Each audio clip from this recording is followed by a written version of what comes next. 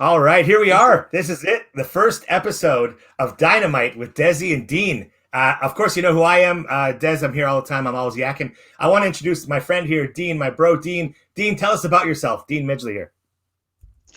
Whoa, I never expecting that question. Not much about me. Just your average guy in England, wrestling fan. Not for too long. I've been going maybe about 2015 after seeing bits as a kid, but I do love it.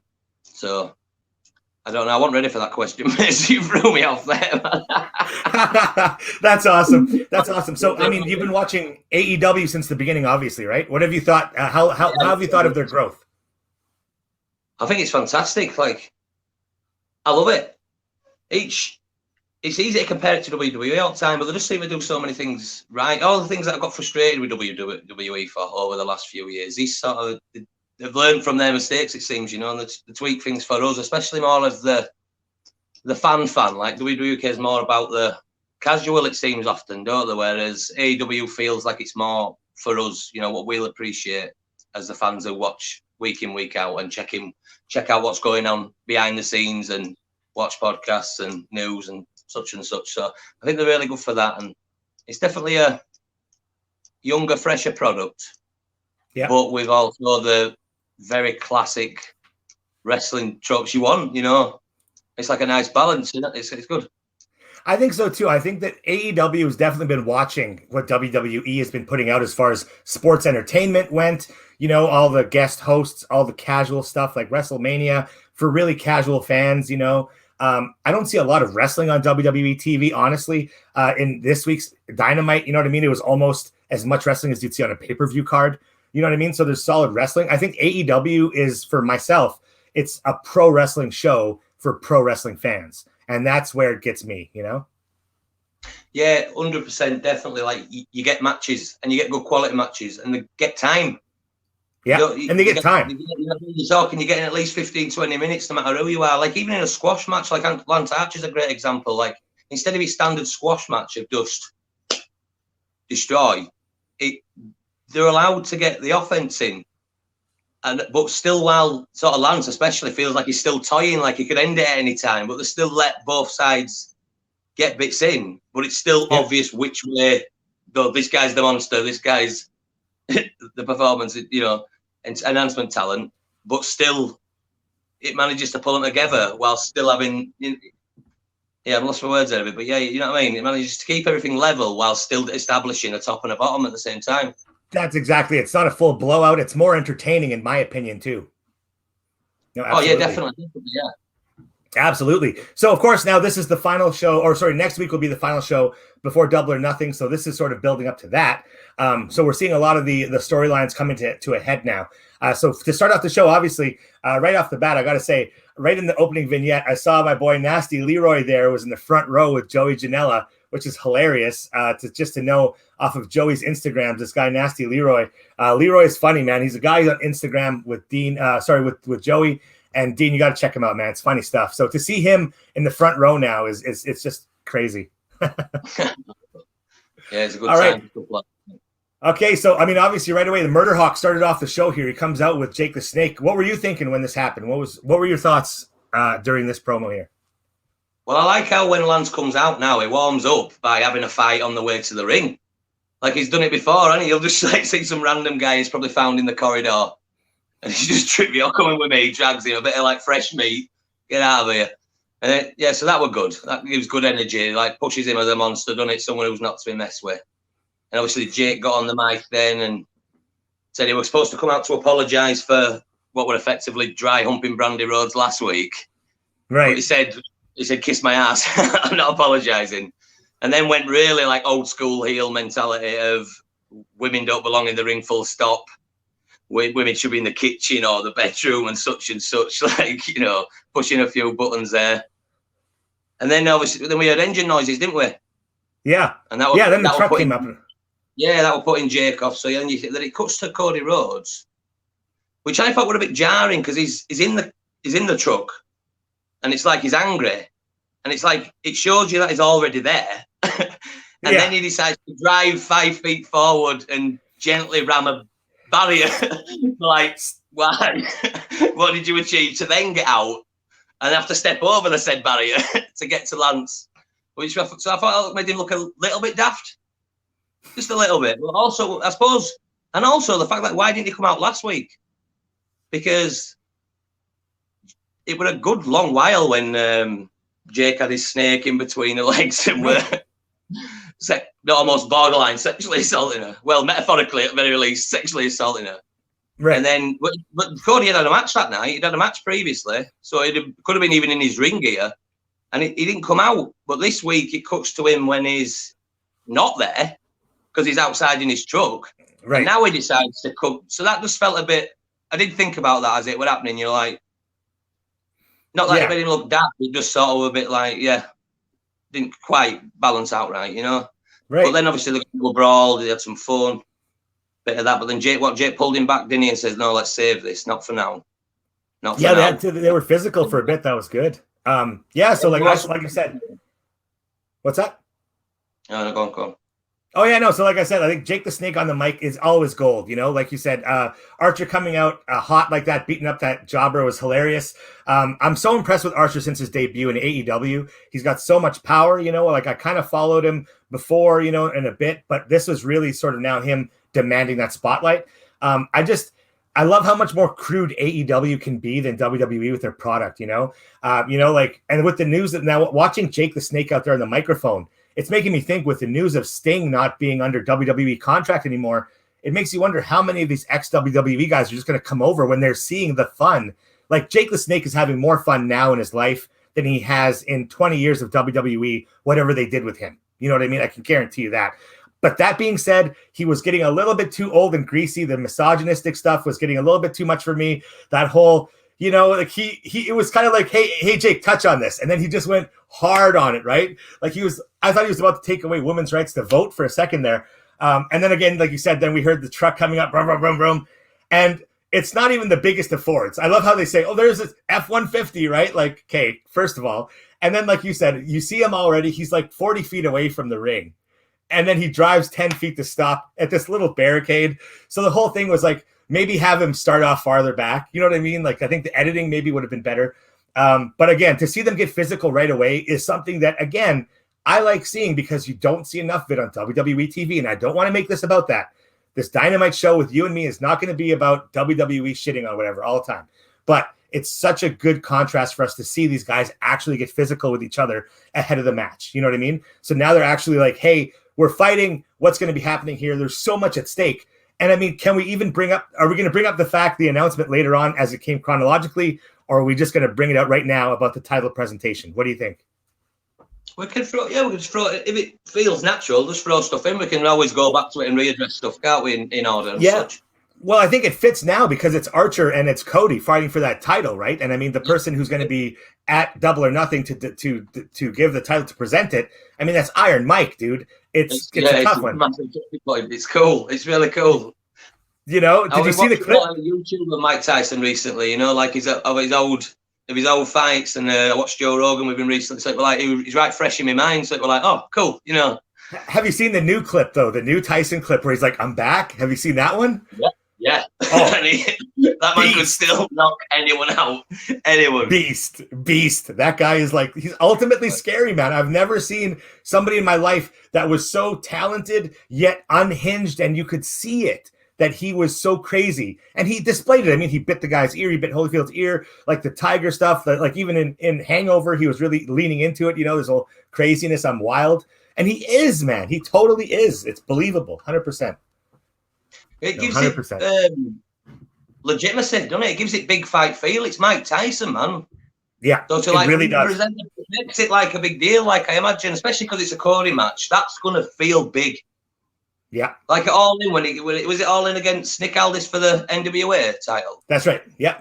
How big, just the entrance, how big did that feel? It felt like it was somewhat special. So I feel like this adds to that. Mike Tyson, man. Whew.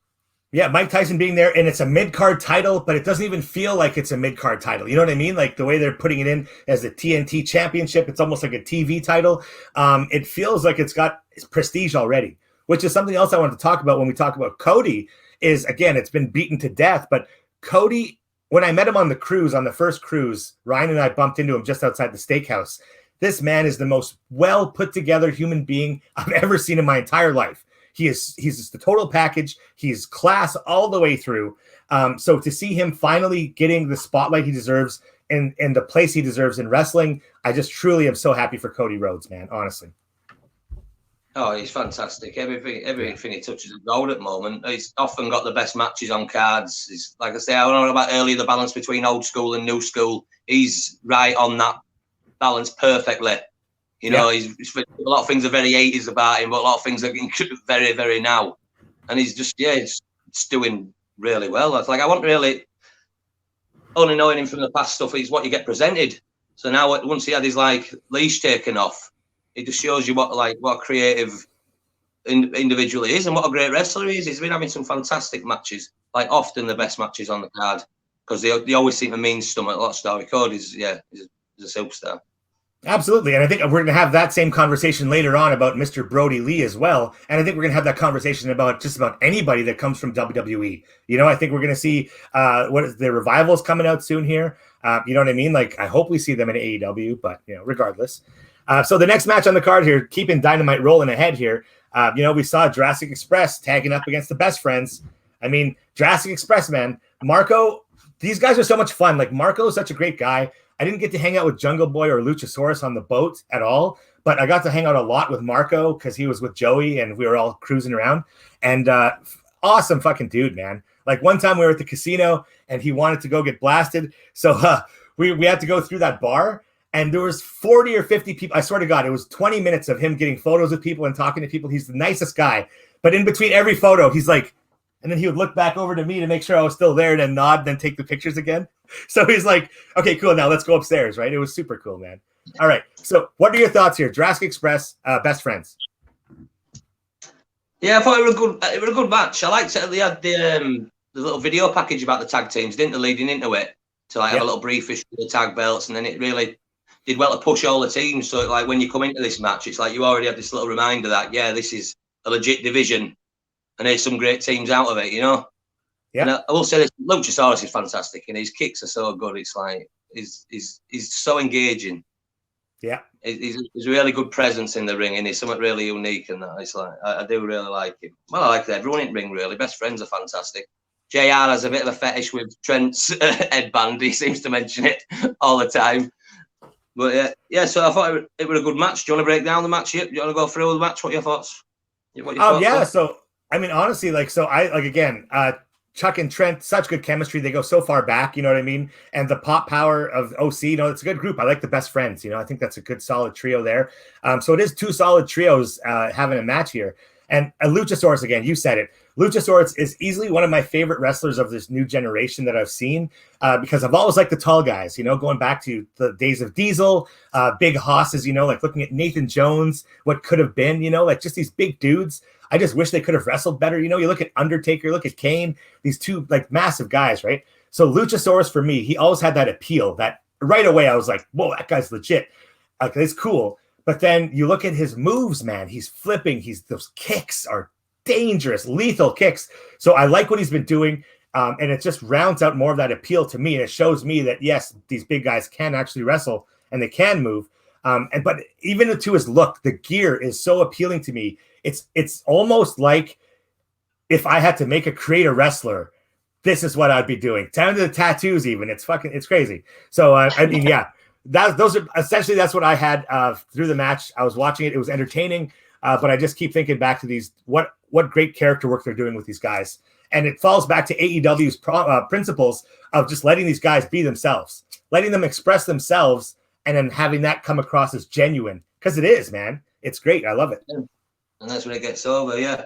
But it was a good match, and then to the end, it finished with when Orange Cassidy started to gear up, didn't he, as if he were going to get involved. Right. He was like, he took his little face mask off, we're going to do a dive, and then Rey Fenix comes out of nowhere and wipes him out. Yeah. So obviously that keeps that, because obviously that's a thing we've seen before between like Lucha Bros and Jurassic. And yeah. And the Best Friends there. And the Best Friends, sorry, yeah. So yeah. And obviously Trent and Phoenix have had their singles thing, so that's keeping that spinning there. And then obviously while that were going on, then you had MJF attacking Jungle Boy. Obviously he found out last week he's fighting him at Double or Nothing, so he saw an opportunity there, attacked him, get a few blows in and then rolled him in so Chucky T could get the win then. So MJF cost Jungle Boy the match. Yeah. And then before you could even celebrate, Wardlow just wipes out Marco's stunt. So then Lucha comes over to his rescue, and then you've got Wardlow and Luchasaurus. We're on about big guys. Them two, and I'm just thinking, whoa, there's a match. There's a match I want to see. Yeah. Because Wardlow's another great. I mean, I haven't seen much of him, but I went on Instagram and checked. The guy's like really athletic and like such a good big man. I think we're in the golden age of big men, really. When you look at what people like, what Wardlow and Luchasaurus and people like Keith Lee and Dijakovic over on NXT, you know, like genuinely athletic wrestlers, you know, like but huge. I think we're in the golden age of big men. So when I saw them two line up, I'm like, yes, please. So hopefully, like after the match at Double or Nothing, they can keep that feud sort of going, and maybe we'll get some tag work between MJF and Wardlow and Luchasaurus, and you know, and then we can also maybe get that big man match, you know. So hopefully that could be something that could be dragged out. Oh, absolutely, man. There's so many stories to be told. That's great. Yeah. So that was good. It was like that segment. You had that match between them, which is about pushing the tag division, but you also had the Rey Fenix. And so you have. It's good how AEW really good at that, keeping multiple plates spinning all the time. So like everyone's involved in everything. You know, rather than just right, you've got a storyline or you don't. If you haven't got a storyline, you're off. But they're good at making sure everyone's involved in something and feuding with multiple people. So that's good. No, I like that too, except it gets a little bit busy sometimes. I think we're going to find that out as we go down the card here, is that more of these matches had interferences. You know, there was more outside interference coming in. And I get that there's definitely spots to keep these things, you know, these wheels mulling. Hey, that guy versus this person, this girl versus this girl. You know what I mean? So face-offs are definitely coming like apparent. But at the same time, there's also something to be said for a good semi-linear story, something I can follow too, right? I'm not going to because there's a whole lot of, this person, that person, right? I think I might just smoke too much weed to keep track of too many storylines at once. So I want them to also be like, you know, kind of a force, like just hand feeding me, right? Like hold my hand and feed me nice and slowly sometimes. And that's kind of what I like about WWE's approach, is that it's very linear, but it's linear to a fault. You know what I mean? So I hope that there's going to be a medium ground somewhere. All right. Statlander, Sheeta, Ford, and Baker. We got a 4-way women's #1 contender match here. The winner is going to be facing Nyla Rose. That's what I said, Nyla Jax. Nyla Rose at Double or Nothing here for that very undersized women's title. I mean, that thing looked almost good on Riho because it was like proportionate almost. But I mean, this thing looks like the toys version of a kid's belt on Nyla. Why didn't they make it bigger? Like they didn't even need to say anything. It's like when she won it off Rio, just make it like an inch bigger all the way around. Don't tell anyone. Just next week she comes out and there's no way you can know. And then all of a sudden it's way too small. Yeah, it's way too small. Okay, so now respect when she's holding it up and it's like, what am I looking at? Yeah, I kind of get it, but like, so this kind of falls back on something WWE did that I'm sure they did, and maybe you can help me out. When Brock Lesnar was the undisputed champion, and Brock had the title, and Undertaker had it, and The Rock had it, and those during that era, right? I'm convinced that they made that championship bigger. I'm convinced there was not just one belt, that they actually did make it bigger or smaller because it looked different when The Rock held it. It looked different when, like Triple H, when the Taker had it, when Brock had it. It looked like it was physically changing size depending on who's holding it. So that's what that made me remind. They remind me of that. So I don't know. Maybe we'll go back. And anybody watching this, please go check it out. Or if you think any differently, let us know. Send us a message here because I'm convinced there's a conspiracy. Yeah, so they missed the window then. Yeah, it's too small for that. But did they announce that then? It was the winner got to fight Nyla. So then, but that brought up the question of why is that match even happening though? Because it's like Shida is clearly the #1 contender and has been for a long time, and based on record, it's like she deserves the match anyway. And then when during the match they're announcing that Penelope Ford doesn't even have a rank, that just highlighted that even more so. And it's so yes, she did deserve the match anyway. So to then say, well, not just one person you've got to get through, say maybe the #2 contender, but some other people and an unranked person, So it's like, I mean, it's good to see the women because sometimes it's good, but it just didn't seem to make sense of a match. Like the match didn't seem happening. Yeah, and that's sort of what I picked up too. Was that it was I love Chris Statlander. I like the gimmick that she's got. It is out there, literally. Like it's very out there. But it's got an appeal to me. I like her style. Like thinking about Britt Baker. But Sheeta is dangerous, man. Like Sheeta is very dangerous. So she definitely is the number one contender here. So could they have even just had a triple threat for after Double or Nothing? You know what I mean? Like, or set something up along that way. I don't know. Sheeta's awesome. I love Sheeta. Do you have her on Instagram? She's just so cute. She does cosplaying and baking and stuff. And cool. She's awesome, as well as being like a complete badass in the ring. That's awesome. Yeah, I love Sheeta. She's fantastic.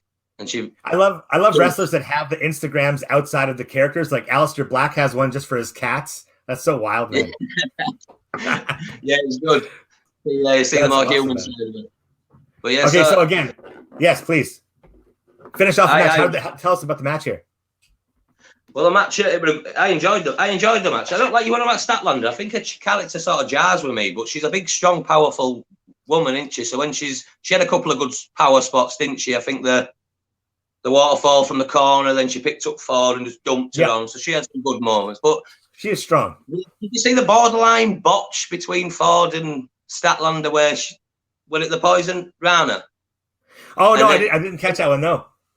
Oh, cause she went for it, but Penelope went over, but it was like it buffered almost. They were like a delay. Like a lag. When he went down, she started the pause, and then she jumped backwards. She didn't have the support of Penelope Ford's legs. She just flipped backwards and landed on the top of her head, and you could see Colt Cabana in background, just like whoa. And, like she rolled straight out at ring, and then Britt Baker got hold of her. But there were lots of good back and forth matches in there. Well, that was like a bit that took me out of it, but it looked brutal. It's like so. But then so then Britt started attacking Statlander outside the ring, didn't she? After she'd been thrown out in that moment, and started locking in the submission, which led to Sheeta getting the win. Then didn't it? Which I thought at first that makes Britt Baker look daft. Like why wouldn't she want to win? Yeah. Why won't she stop? But then the fact that she kept hold of it afterwards. Like that's all she was interested in. Yeah, and that's exactly it. I think that saved her from looking a bit stupid. Then it meant that Sheeta and Britt Baker could come out sort of standing tall, even though there's a clear win. Strong. Thank you. Exactly. And your money's in Sheeta and Baker anyway. So is it like have Sheeta win the title and then that's the first big feud between them, or so? But I enjoyed that. Yeah, I think that saved Britt from looking a bit foolish at the end by just being a badass. Yeah, I think that by being that so intense, I was going to make a note of that. I made a note of that here too with the sanitary mandible claw. I like how she had the glove on, right? It's like, here we go. Yeah. Yeah, COVID here. We're not going to do that here. But then, again, with the JR, the comment I wrote down here, all women truly hate each other. Man, is this just misogyny? It's just like this whole theme throughout the night here, right? Like it's just, it must be cycling. Their cycles are matching up there. Boy, it must be crazy. You know what I mean? Or something. It's backwards is what it seems. It's just a little bit backwards, Oh, I love JR, but every now and again he just drops something and you think like, should you be doing this maybe? Like, is your mind? Yeah. Well, that's why he's got two other guys with him. So that's good. Oh, yeah. Excalibur's fantastic, isn't he? Very knowledgeable. He knows all these guys. Often helps because sometimes JR don't know the people who's in the ring. He's getting to know them slowly, obviously. And I think he's getting better the more he does get to know people, the less, getting people's names wrong and such and such. Now he's getting to know them and know the moveset. That's definitely helping. And Excalibur's great for when they don't know, giving them some context. No, Excalibur's so knowledgeable. Exactly. They fill each other's gaps perfectly. Maybe that's the wrong wording, but anyways. How much do you miss Chris Jericho on commentary, though? Yeah. Like that's when you're good at something. He's so engaging, and how he can put you down, but put you over at the same time. It's like within one sentence, like, even people he's supposed to hate still lets you know that they're fantastic wrestlers. But then they have merit, but he doesn't like them. You know what I mean? That's the thing. Yeah. It's fantastic. So I hope that Chris Jericho goes into that one day. When his in-ring career is definitely over, I'd love to have him be the next sort of JR for another generation. Just this current commentator that can bring in a whole new wave of fans and he can be their commentator. You know, I think he's fantastic at the job. No, absolutely, man. He's got definitely a mind for the business. You know, definitely a mind for the business. 100%. All right. So we saw the Shug D, Pineapple Pete cut his promo. I don't know about this guy. I think he's lucky. I think he's definitely lucky. I don't know how planned that whole Pineapple Pete thing was, where Jericho just saw him on the side and called him out. I think it was super improv, ad-libbed. And I mean, Shug D was just another guy that they had. I mean, did they ever expect this to get this big? I don't think so. I don't think it was ever they made the T-shirts and then they said, okay, Chris Jericho, go out there and call this guy Pineapple Pete because we want to make him a star or we want to get him on the radar. I think it was just absolutely happenstance. And now this guy's in front of a camera. And I'm like, dude, you're going to get destroyed by Jericho. But it's so cool to see him out there getting a little bit of TV time. So it isn't. And then it goes back to what you said.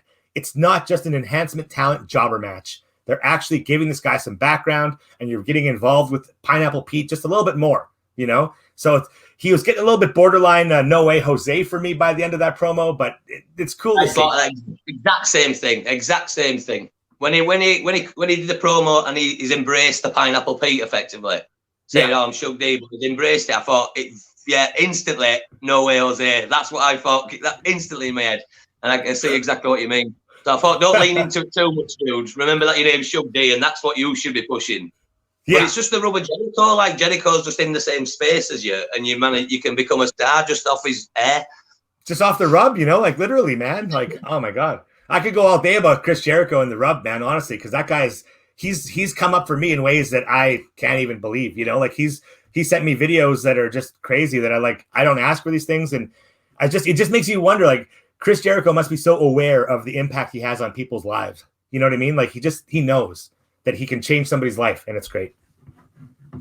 Yeah, like we're on about him giving the rub while also putting you down. Like he wore Pineapple Pete's t-shirt to put that over.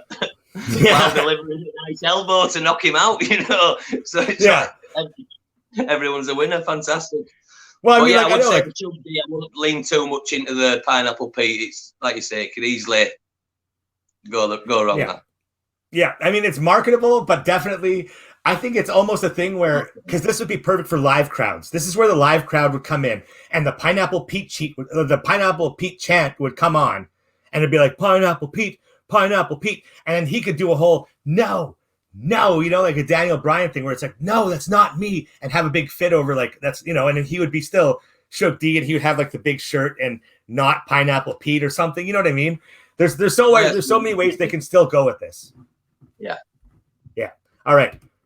Santana Ortiz versus Hardy and Omega. Now this is something again. Kenny Omega, anytime Kenny Omega is on my screen, I fucking love it. I almost bought that it's $300 US, that $300 arcade pad that he has from Razer Technologies. That's like competitive style. I almost bought that thing just because Kenny Omega has it, man. Like this, my love for Kenny Omega is undying. I swear to God, if it wasn't for Chris Jericho, Kenny Omega would be my number one in AEW for sure. But I want to hear what you thought about this match here. Santana and Ortiz from the Inner Circle versus Hardy and Omega of the Elite. Yeah, I enjoyed the match. Often always do. It started with Santana and Ortiz came out first, and Kenny came out, and they attacked him, didn't they, straight away on the ramp. Beating him down. Then we got Damascus Form, I believe. Yeah. Came out. Full hokey, he's biting, the flames are going. It's like it shouldn't work. I love the guy. What can I say? I imagine a lot of people don't quite get it, but most people, I just think that they understand Matt Hardy's just the guy's a genius. If you ask me, great. So anyway, so then the match settled in. We had Matt coming bleeding from the mouth, didn't he? So he must have got that in the pre-match little blah blah blah. Then we got scuff there, yeah. Then, can I ask you a question? I watch it on Fight TV, so I get ad breaks, and normally when it's normal Dynamite, you see the wrestling in between the ad breaks. That's what we're great about it, about getting it on Fight. You never don't see the action. Yeah. But now we have ad break. But it were on Fight, so obviously I don't see any ads. But there was this ad for a new film that's coming out exclusively for Fight TV with John Moxley playing a wrestler fighting an MMA guy. And so did you not, well, listen on the feed, no? Did you not see this advert? I didn't see that, no. It was, this film, you're going to have to watch it because we could talk an hour about this trailer. It's just so ridiculous. It's very B-movie. It's got John Moxley. Yeah, but it's about an MMA fighter who's the top champion or whatever. And his management want a nice, good fight, a good draw fight for his next title defense. And they decide to bring in a wrestler, something like some lame name anyway, but it's John Moxley as a professional wrestler. But the footage they show of him as a professional wrestler is with his AEW title and with TNT. So it's like John Moxley, but he's not John Moxley. But he is in this weird universe, and he's now going to fight the MMA champion just because reasons. and he's like, I've got a chance. And he's like, I'm the wrestling champ, which means I'm the hardest man in the world. And it just didn't make any sense. You need to watch it, dude. I don't even know where to start with it. But anyway, so I saw that threw me out of everything when I saw that, because then it just kept repeating all night. It's crazy. I think the lamest name, what was it? The name were, it was so lame. It was like a WWE pay-per-view or something. Or Cage Fighter, Worlds Collide. And it's got Chuck Liddell in it and some other, like, it's so B-movie. Anyway. Yeah, but that just took me out of everything. So when we come back from that break, like, we're like Santana and Ortiz were still on top, working over Kenny Omega for a few minutes, and good old Snapdragon, Matt come in, did his little delete turnbuckle spot like he does. Yeah. Ortiz is amazing, by the way. What a seller that guy is. Honestly, yeah, man, for real. That guy's a superstar. Just, I love him. Yeah. And then did he get? Oh yeah, then Matt Hardy went for a twist of fate on Ortiz, which got broken up by Santana. He rolls out. Then we had a dive, I think, from Santana, a dive from Kenny Omega. And I liked a little spot where, because I've not really seen it that often, where we had Santana in the corner. And Ortiz jumped in and like went for like the old school roll up type of thing, but that sort of rolled him to keep his momentum, and he rolled out of that into a corner. That was a nice spot. I liked that. That was cool. I thought that was really nice too. Yeah. Yeah, it's like that's the kind of tag team wrestling you want to see. It's not just about it's about knowing where your partner is. It's like we saw the same thing with Omega and Hangman. How Hangman would throw Omega back in toward the corner just for getting ready for his own tag right outside the ring. I love that stuff. Awesome, man. And then how did them? Then we had from the back of that we had LAX. I keep saying LAX. Santana and Ortiz going for the street sweeper on KO on Kenny Omega. He avoided that. We got Hardy getting him in Ortiz in a guillotine. Then Sammy G come out. Sammy Guevara come out, really selling his injuries from last week. Really says he's got the neck brace, he's limping, he looks in pain. And obviously he's at, but this, I'll get to something that this brings up later. He has a chair and he goes to hit Matt, but he's that weak and frail. Yeah. He can barely even lift the chair. And then he takes a twist of fate, and obviously, because it's Sammy Guevara and the guy's a machine when it comes to selling spiked moves, takes it top of his head, looks like this neck brace compresses, just wipes him out, then he's done. He's done at the side of the ring. And it was like, looked rough. But I'll finish off the match first before I come back to that, though, because there's something I want to mention about that. And I think Matt went for superplex, that got reversed, V-trigger from Omega. And then we had the twist of fate from the turnbuckle, didn't we? Yeah. For a definitive win. And again, coming back to tag team, knowing where your partners are, Kenny Omega did this as well. As soon as Matt hit that twist of fate, he's straight to the corner. Yeah. And he gets, because that was an easy break. He could have broke it up, but Kenny's straight on that. And there you get the win. And it don't take out away from Santana and Ortiz, even that these two are a makeshift tag team that have been thrown together, because, we know a lot about them. Yeah, and I thought it was a well executed match. But and like you said earlier on, the team of Omega and Hardy. Yeah, I'm liking that. It makes me miss Hangman a touch, but it's a nice different dynamic, because this way it's not about. Even though the tag titles are important, we don't need to worry about them. This is for more like elite and inner circle business, isn't it? Exactly. To keep them out of the equation, not having Hangman there. It's not like the inner circle need to go for the tag belts. That keeps that. So it's nice that they're sort of away, but still important. Yeah. Probably why they used the video package earlier in the night to just remind you of exactly the tag titles, and it's still important. and there's still, whether the tag titles are there's still teams fighting each other to get to that point. So I did like that. But what I'll say about the Sammy Guevara thing is it later on in the night, he stopped selling that. Like when he first come out, he seemed really injured, and then he took that, which should have just made them injuries even worse. Right. And then later on with the inner circle thing, obviously we'll get to it, but the inner circle thing when he's sort of dancing about with Jericho, and I thought he should have told them a bit more, I think. Yeah. I know he's got a match next week, which they obviously then announced, but still, he should have.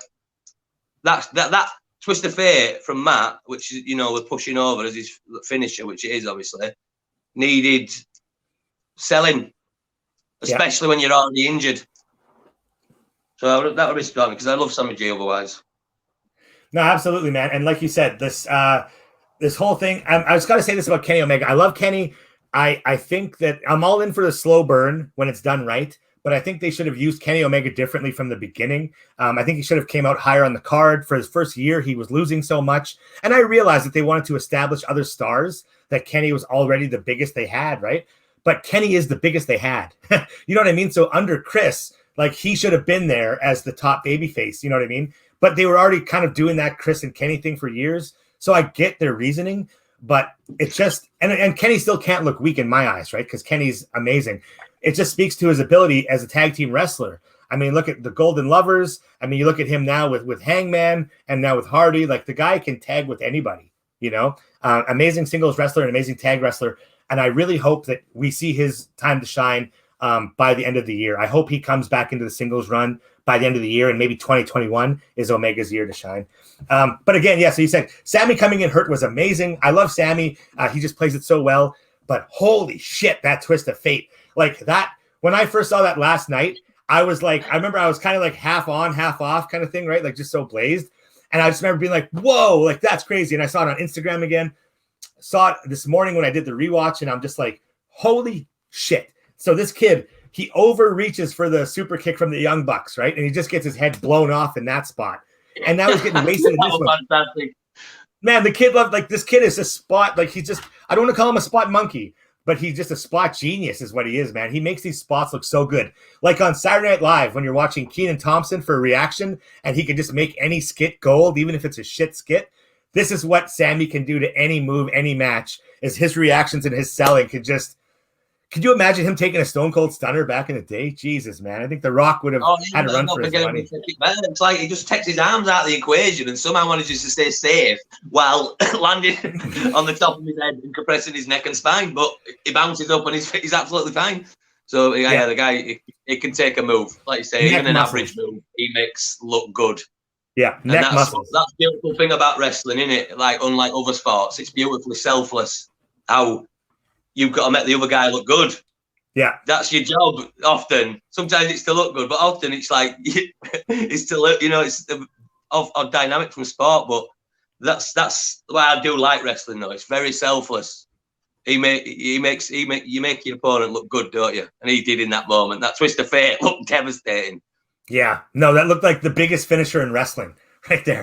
Like, it's just like, okay, he's never wrestling again. Never wrestling again. A couple things we saw. Darby Allin's promo. And then this is interesting to me. This is I want to talk to you about and find out what you think about this. The rules for the ladder match now, for their Casino Royale ladder match. 9 wrestlers with 1 chip above the ring. But the interesting thing is 2 wrestlers start off the match and you can grab the chip at any time. So you don't even need to wait for the other guys to enter the match to win it. So I think this is interesting because imagine if somebody grabs it before, like even the last person, before the last person was able to come out to the ring, and it was a big name, or even not even a big name. It could be anybody. But imagine your feeling if you're there behind the curtain and you're waiting for the timer to go off, and somebody won the match before you were even in it. That in itself is enough of a storyline push for that person who was not entered to challenge that person for the contendership. You know what I mean? Like, I think there's just so much more they can do with it. And I hope we see that. Because I think this was missing from my feed. Like, I didn't see this at all. I was probably watching the 15th of that stupid film with John Moxley in trailer. So that's really, this is the first time hearing of this. So you film in from scratch. Start from okay, so they played a Darby Allin promo, and then after that, they started explaining the rules for the Casino Royale ladder match, and they said, they explain there are 9 wrestlers are going to be in the match, and there's going to be a chip hanging from the ceiling, right? Like a briefcase or a title. So it's a poker chip. So there's this poker chip hanging. 9 wrestlers are coming in. 2 wrestlers start off the match, and then intervals, they come in like a Royal Rumble, I guess, right? But they said that the chip is going to be available to grab as soon as the bell rings off those 2 guys. Nice. So if it's you and me to start the match, we don't need to wait for the other 7 guys to come out.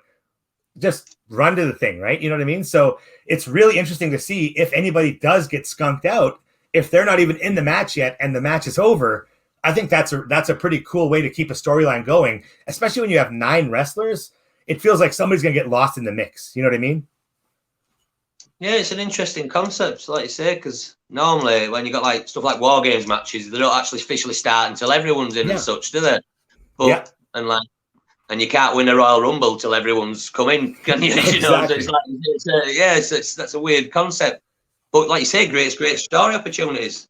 Because if you don't get in the match, it's like you say, you've got like, well, where's my chance? I want my chance. Yeah, that's a legit gripe. But also, if that's the case that you can win it straight away, how do they then decide what order you come in? Is that just going to be names out of a hat situation? Or I think they're going to come up with that next week, maybe, because they still haven't announced all the participants yet. So it could probably be like a draw or something. Well, they could maybe add validity to the rankings that they push a lot as well and say, base it on that, you know, like in order to push that. Providing everyone in there's got a decent ranking, you know. And that's the thing, too, with the ranking system. When they started over again for 2020, the problem with having a ranking system in pro wrestling, and I think you know this, everybody knows this, is you paint yourself into a corner now. You know what I mean? Often, yeah. You know, so you're kind of stuck with a lot of things of like, you're making this really good guy look like a jobber because he's been putting so many people over. But then at the same time, you know, it's tough with numbers when you're dealing with pro wrestling. So it really gets sticky. I don't know if I would have went that way myself. But yeah, so then that brings us from the ladder match. And that promo brings us into my most anticipated match of the night, Chris Jericho versus Pineapple Pete. So what do you have going on for this one here, Dean? Because honestly, man, I was excited about this just because it's Jericho. Every time he comes out, I love it. And then given the fact that he was against Pineapple Pete, I really didn't see this going any other way than a squash match. But I was very happy with how they executed. Well, I will say, because we were talking about the video from Pineapple Pete earlier on about him leaning into the gimmick. Like when he come out, he had an entrance video and everything. He was Pineapple Pete. Like that was it. Wasn't it? Officially, we were thinking, is it earlier on? He was Pineapple Pete. Yeah. It was Pineapple Pete. And then when Jericho came out of All in a Circle. But that's when I was like, oh, Sammy was not selling enough. Yeah, that was the thing too. Yeah, like you said, Sammy could have just taken a knee for that one, I think. And that distracted me from them thing. But then, was it slap from Chris that match started when the first faced off? Chris Jericho gave him a nice disrespectful slap, I believe, didn't it? Yeah. And then that fired shug up, and he got some moves. He got him in corner, got some run. It was quite felt like, oh yeah, you've wound him up. He's getting his drive, and then a good old, very quick, just boom, Judas effect. Done. And that's what it was supposed to be. That's what it's supposed to be. It was supposed to be Chris Jericho saying, look, kid, smack. You know, you don't have my respect, kid. You're just a scrub. And then the kid says, oh, yeah, well, bang, bang, bang, bang. And he comes in all hot. And it's like, you know what? That's like, okay, cool, but you're done. That's it. You know, there's no back and forth here. There's not going to be a shine spot here for the kid. It's just over. You know what I mean? Yeah, you've had your moment. Here's a T-shirt. You've got a T-shirt. But now get out of here. Yeah. It'll be interesting to see what they do with him going forward, won't it? Like I say, I think he needs to maybe you could abandon the Pineapple Pete to say, well, that's what distracted you. You became what he said you're Pineapple Pete, and you became that. So how can you ever beat him if he's like your master in that regard of like? So maybe it'll be like put you into a box. Yeah. Yeah, ditch the Pineapple Pete. You're not Pineapple Pete. You Shug D. You haven't been handed anything in your career. You know what I mean?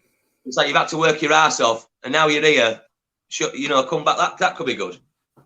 I really hope so, because other than that, I mean, how much gas is there in Pineapple Pete? You know what I mean? Other than that, like if they don't push him to be legitimate now and give him more depth to say, hey, I'm not just some cartoon character like this guy Chris Jericho just said I was, then I mean, what are you going to do? But hey, most wrestlers don't even get this much. You know what I mean? So I mean, I think he's happy. Pineapple Pete is happy regardless, but I think that they should keep it going with him, Shug D, coming back and saying, no, This is really me, and this is my conviction. Well, that's another part of it, like Jericho, almost like why Jericho wore his T-shirt to say, no, you're Pineapple Pete, because I say so. Look, you've got a T-shirt. I'll wear your T-shirt. You know, it's like you know. So that I like that. It's good character work from Jericho. I imagine that's behind it as well. Yeah. But also, they'll probably sling out a few T-shirts, won't they? Well, I mean, like it's a cool T-shirt too, right? Sell a couple and hopefully kill off the Pineapple Pete character. Let Shug D be like, nah, I'm coming for you, man. And then you saw the bit about the Stadium Stampede match, right? You saw that bit? Yeah, that was the announcement after. That was the announcement after the match, wasn't it? Yeah, that was the Inner Circle versus Elite. Stampede Stadium matches, like. So I imagine it's going to be a hardcore match in the middle of a football stadium. That's going to be just all kinds of wild. It's going to be essentially like their street fight, but just on a bigger scale, right? So that'll be fun. Yeah, like the last 10 minutes of their street fight, but turned up to 11, basically. Yeah. And just more and more and more. Which I'm all for. Yeah, I'm all for. That was fantastic last week. That was fantastic, so I'm all for that. Yeah. No, this is Inner Circle versus Elite is literally they're building it up so well that this is two factions coming to a head, and I can't wait to see what happens, man. It's gonna be fun. It's gonna be fun. Well, we're supposed to have the what do they call their version of War Games? What did they decide to call it? Blood and Guts, right? Blood and Guts, that's right. Yeah, Blood and Guts. So they were building to that match, weren't they? That would have been the match or nothing. And that would be fantastic. But you need a crowd for that. So they've managed to somehow get a team v team match. That'll be so wild and zany that it won't take away from that. You can still do the Blood and Guts match. Because with this Stadium Stampede match, it won't matter who wins if it's crazy. Because like what can happen then? If something crazy happens where everyone looks strong but then everyone's taken out, it won't take away if one or the other wins. But I think obviously you'd want Inner Circle to win. Because then you can still have the Blood and Guts match down the line. And that's when it's the Elite's redemption. In the match that Cody and the boys always wanted. That's their terms. You know, as opposed to the Stampede, but that's Jericho's terms. He's announcing them, and we've got a few tricks up his sleeve. So it's like if they just come into the stadium, Jericho's obviously a character with his hijinks. There's probably a few things rigged to explode, rigged to flip, rigged to whatever. I can see someone going in a cannon and getting fired across the field. I really can. So it should be fun. I'm really looking forward to that match. Yeah, no, exactly. And then, of course, they announced, this is at the point of the show where they announced Mike Tyson's appearing, Double or Nothing. And they also announced that the women's title match, Shida versus Nyla, is going to be no disqualifications. One sec, just before that, Vanguard came out then, didn't it? Oh, yeah, that's right. Yeah, sorry. Yeah. So that's right. That's the Vanguard. Came out. Yes, because obviously he'd issued the challenge to the Inner Circle, and then Vanguard came out and accepted. And obviously, because Jericho treats Vanguard like it's a person almost, and it's like we saw from our perspective, we accept, but there's no screen on the thing. There's no way Jericho would have known that. So that when we were on commentary, they were like, "Oh, I must speak drone," as if like Vanguard were just flashing a few lights or something. And then he said they accept, but you could see the bat on Jericho's shoulder. It came together then, didn't it? You could see where it were going then, couldn't you? And obviously, he still delayed it out. Because he's happy for people to catch up. And you just knew, but I didn't know if Vanguard were going to be someone were going to be ready, poised to whip it out the way and he'd miss and look a bit of a fool. But no, he actually smashed Vanguard to pieces. And then they all beat down Vanguard, the all Inner Circle, beat him down. And then they're all yelling down at it too. That was what I thought was hilarious. Is after they smashed it, they're all just fucking shit talking to it, just like with the head all stood on him posing. It's like it was crazy. Yeah. And then Matt Hardy came out then, and they were like obviously heartbroken. Vanguard destroyed. They get out of the ring laughing, and he's left to pick up the broken pieces. But I imagine we'll see Vanguard again because if you notice, it's Vanguard 2.0 anyway, so we're going to get 3.0.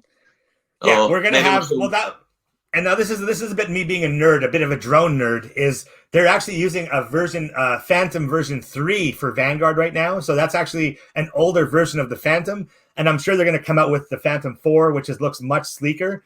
But here again, now me being a drone nerd, those batteries are lithium polymer, LiPo they call them. And I don't know what you know about LiPo batteries, but LiPo batteries are very volatile. Like they'll explode if they're overheated or punctured or attacked, right? Like or struck. So like if you crash your drone, there's a chance it'll explode minutes later, right? Like it's a real thing. So when I saw that, there's two things. When I saw the drone in the ring, I was like, okay, that's really close to Chris. Like that thing is feet away from him. And even when you saw it kind of bobbing, I was like, dude, those blades will cut a man up, right? They will cut skin in a second. So I was like, okay, that's dangerous. And I was like, are they going to actually have him hit the drone, or is it going to park first? Because I thought, again, if they hit it in the air and he doesn't hit it hard enough, that thing has still got propellers and it can like zing anywhere, right? These guys are all around it.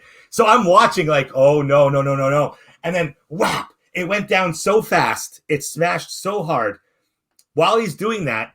And I remember Matt Hardy picking up the pieces afterwards. And I even commented on Instagram. I said, hey, did that battery puncture? Because he's holding it, like the battery's up to his face. And this thing, like they start to sizzle and then they'll smoke and then they literally just combust into flames. And it's unextinguishable. You cannot extinguish this flame because of the chemicals in the battery. So it just burns so hard, like it's like a blowtorch.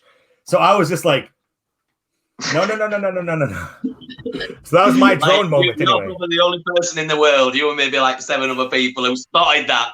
I wasn't worried. I won't lie. I wasn't worried about this broken drone blowing up in his face. But it's good to know, man. Stay safe out there, drone enthusiasts.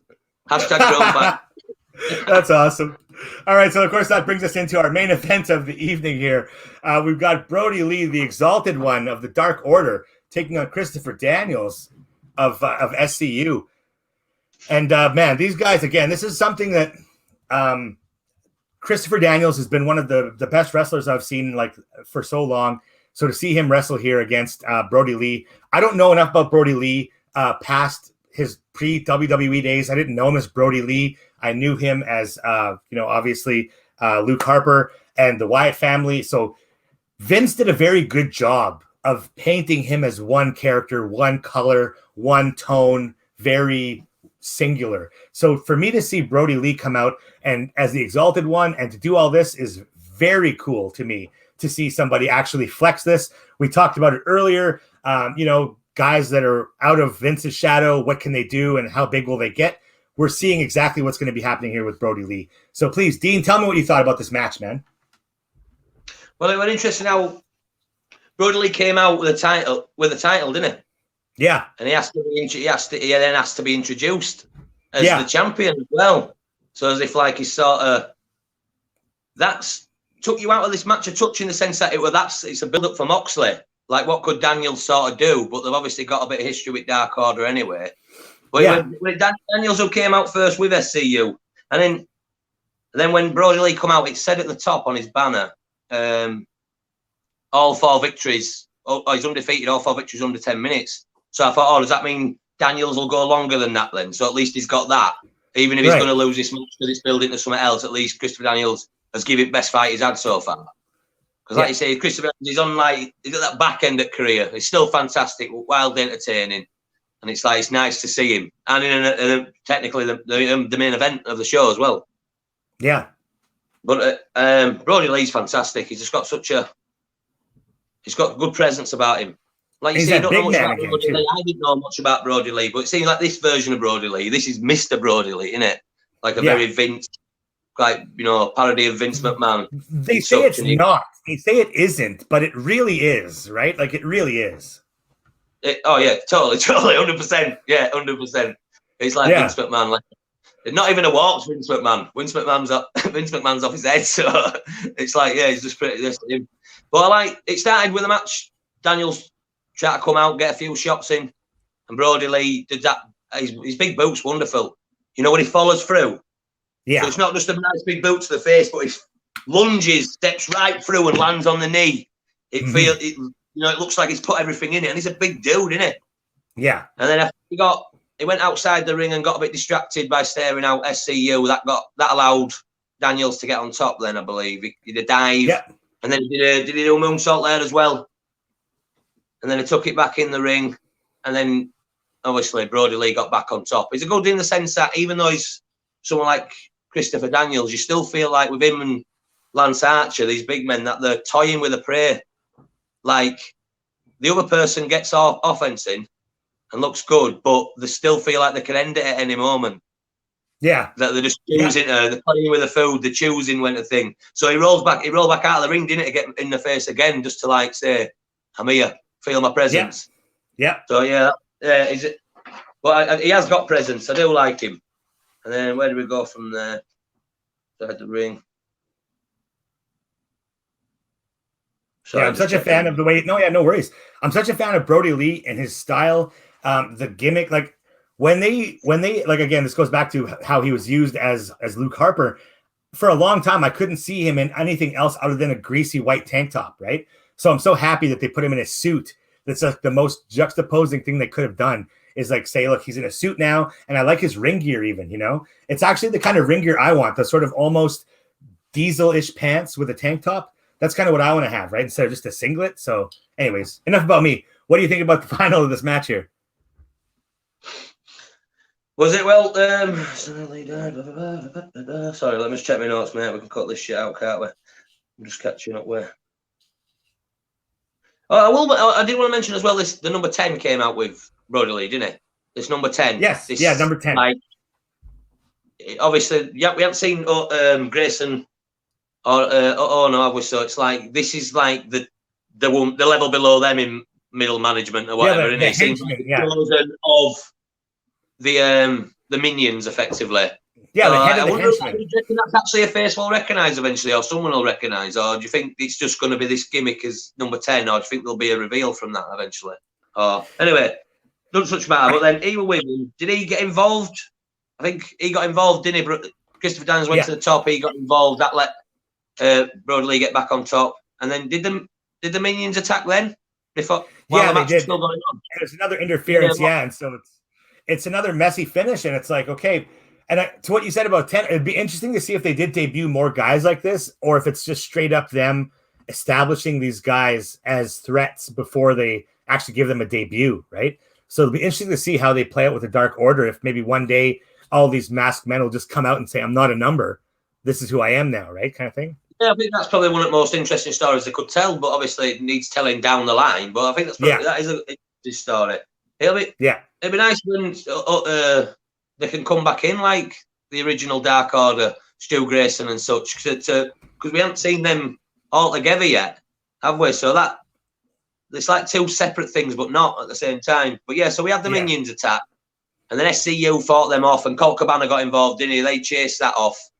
Yeah. And then Daniels went up, I believe. Did he go up to top rope? He went for a dive, and that were reversed into the powerbomb.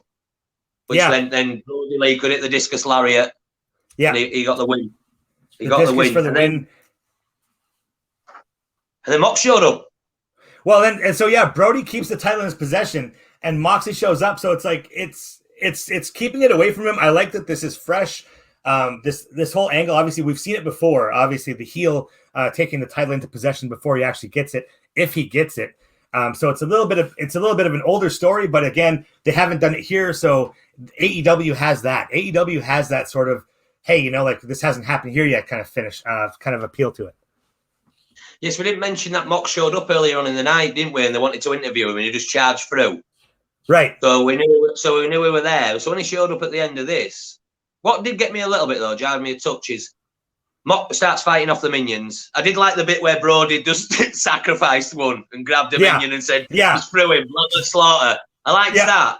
But then he just walked off, and Mox would just stood in the ring and sort of watched him. He were only there.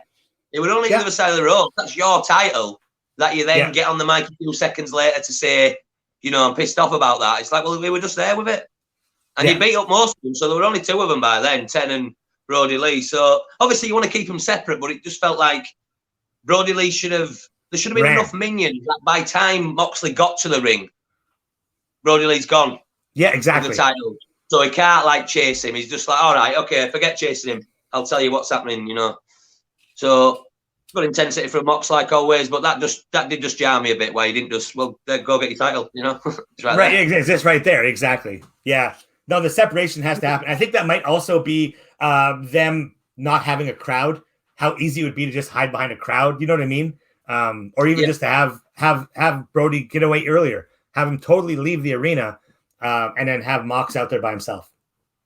With regards to the crowd, because obviously we haven't had a crowd, AEW's done it better than WWE, I think, by having just wrestlers around the ring. So you've got atmosphere. Because it's like, indie shows, there might only be 12 people there. So you can still get atmosphere, then 12 people are involved. But you still get a reaction. I think it was in the Jurassic Express match when we got a "This is awesome" chant.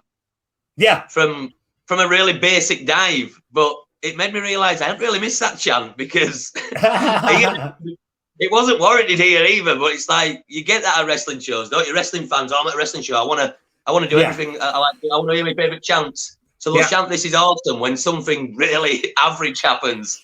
And it's like, and then you save it because then later on when something awesome does happen, well, you've used it up now. So I thought I had missed that chant, but it's the first time I thought it made me, and this is a credit to AEW, how they've done it. It was the first time that I was like, oh yeah, the crowd's not there. Yeah. Because we haven't had chants. We've just had talent around the ring and other people. So you're not getting chants, you're just getting reactions. Oohs and ahs and but it's some of the funnest stuff, man. It's some of the funnest stuff because they have the heels on one side, faces on the other side. So you got reactions, like you got the bad guys singing Jericho songs. You know what I mean? You got the good guys cheering on the good guys, and the bad guys are helping the bad guys. I think it's a great dynamic. John Spears has had more screen time than ever, just being at the side of the ring, getting involved, making bets, making things. It's just like, might not be much action, but at least we won't be seeing you there. You will just not be on TV there. So you might not Pineapple be on TV for the last 3 weeks, but because you stood at the side of the ring, that's good. And look at Pineapple Pete, you can get people over in them situations. Yeah. Just because he wouldn't exist if COVID didn't happen. If there was regular wrestling fans around the ring, Pineapple Pete would not exist. Straight up. Jericho would not have been on announcing. He wouldn't have seen Pineapple Pete beside the ring. None of that would have happened. So Shug D owes COVID-19 a lot. Let's not mention that. Yeah. All right. I think that's a great way to end the program here. Our first initial program here. We're at 1 hour and 2 minutes. We are just over time, Dean. We are just over, brother. This is great. I think it's a great format, honestly. What are your feelings on it, man? How are you feeling about this? I thought it was great. I think it goes well. It's good. I just need to get on top of my notes and stuff because it's good that we can break down what actually happens in the match in it as well as then talk about it, because you want to be someone who's not watched the show to be able to watch this and know what happened. Yeah. So we need to get more on top of that, and we'll get every segment in because, like you say, we didn't mention the Darby Allin Taz thing. But that has got a little bit of start on it and such, like, because it was such a weak pin, wasn't it? So they've been playing that up. Rather than just ignoring it and then everyone thinking, well, he's stupid. It's like putting it in. They're going, oh, yeah, we all know you're stupid. What are you going to do about it? So I like that. Yeah. That's kind of cool. But, in future, we can make sure that we break all that down. So, like you say, you don't even have to watch the show. You could watch our show and know what happened. So that's what we'll try to do. If you like that, that's what... But it'll mean, like I say, I just need to make a better note format because this is just crazy. There's bits all over, I'm just like when I fill bits in. And I've been typing it out. I was typing it out as I was watching it here. I was typing it on my computer. So I just scroll down chronologically and I kind of keep my notes like that. So I'm lucky because when I'm freehanding, it just looks everywhere. And I'm like, oh, wait, but there's this too. And hang on. But I mean, hey, this is what happens with time. We're going to get better and better. It's going to get more and more polished, right? I mean, come on. This is the first Triple D we've ever had. So here we go. Well, what I'll do in future is I'll make the notes, even if I make them like this, but then I'll get a separate sheet and I'll pull out the main points and redo them so they're nice, big, and a bit more structure. Yeah. Because it felt jarring. And obviously, because this is going to go out and stuff. Sometimes nerves kicked in a touch. When I lost my wording and such. I got nerves. But let's cut a nice ending here. I'll edit this out. We'll cut a nice ending in there.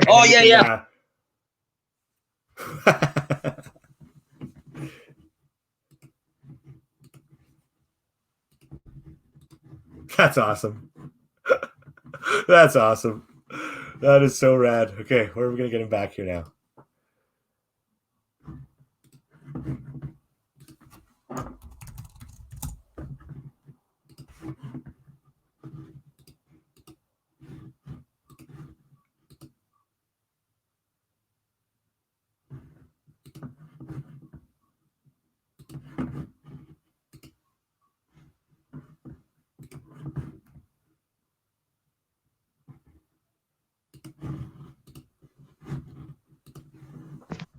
There he is.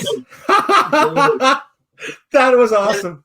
At the end, when you said, "Oh, we'll edit this," I thought we'd just started talking. Then you know what I mean, like as me and you. So that's yeah, why no, because I was like, I thought we were gonna do a quick little ending, and then all of a sudden you start talking about notes, and I'm like, wait, hang on, let's do the ending first before we do our debrief. You can do it now, and you can, like I say, you'll just have to use your editing skills, won't you? Yeah. So let's do that right now. We'll cut that right now here. All right, awesome. Well, that was it. The first episode, the inaugural pilot of the Triple D Dynamite with Dezzie and Dean. What'd you think of it, brother?